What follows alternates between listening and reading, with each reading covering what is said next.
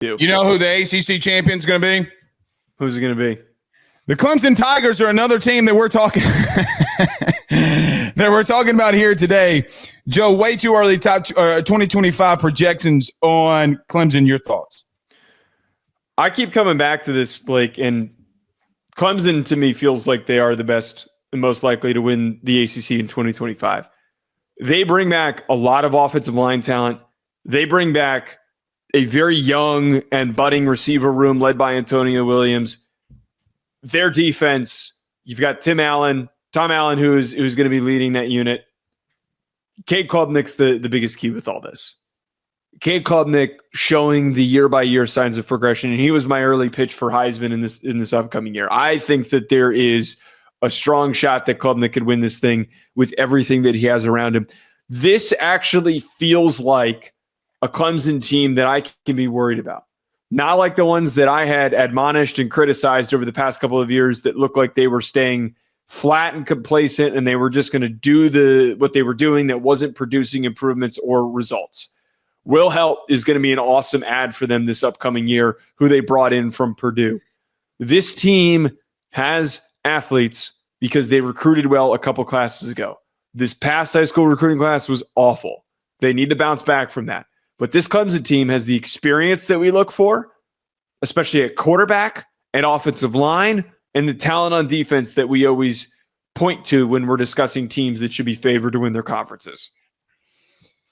I'm with you on Clemson. The big thing is, Joe, they are, speaking of personnel and defense, they are bringing back a lot of personnel. Now, Will Helt, you do add, but Joe, I got to ask you a God's honest question. I know that Tom Allen is coming in, your new DC. I know that you've had issues there. And offensively, under Garrett Riley, you've taken steps. I don't think that you can ignore, or anybody can ignore, offensively that they've made steps. Not massive steps, but baby steps, and they've gotten tons better. That's why you've seen Cade Clubnik look the way that he wants, or that he has. Joe, I got a problem with Clemson. The big problem that I have with them is you're going to bring all those dudes back in the interior defensive line and the interior of your defense who got absolutely mollywopped by Texas running the football. 300 yards before the kneel downs for Texas.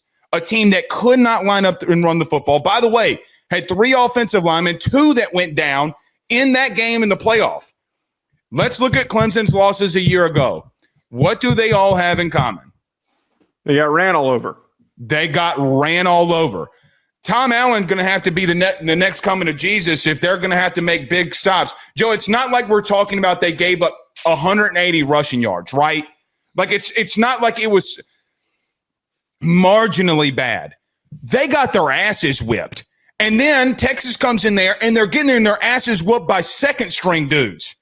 2 massive runs that Texas had when you had backups in the game. It's been their bugaboo. By the way, same thing happened against South Carolina.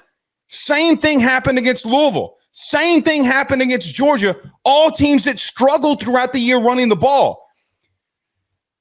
I think that they have a lot of weapons offensively. Young wide receivers, they're special.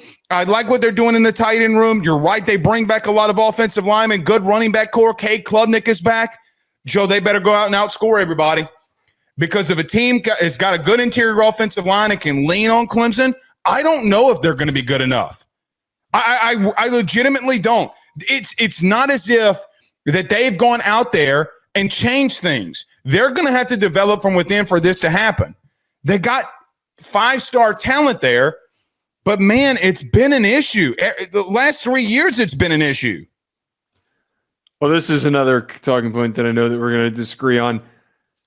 They have some really talented dudes. Like they've got some really gifted defensive linebacker bodies.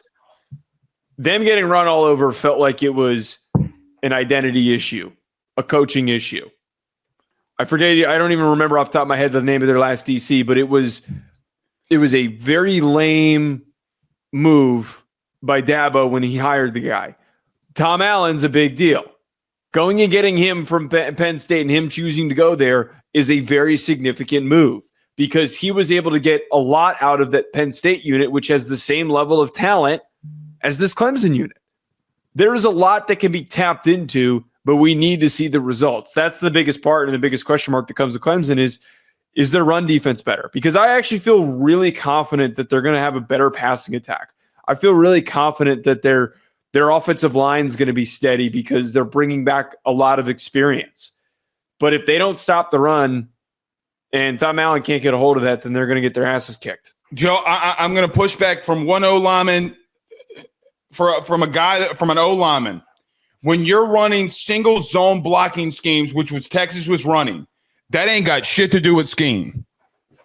You're going man-on-man zone. You're picking up a guy. It's one-on-one. It ain't got shit to do with scheme. You're getting your ass whooped now.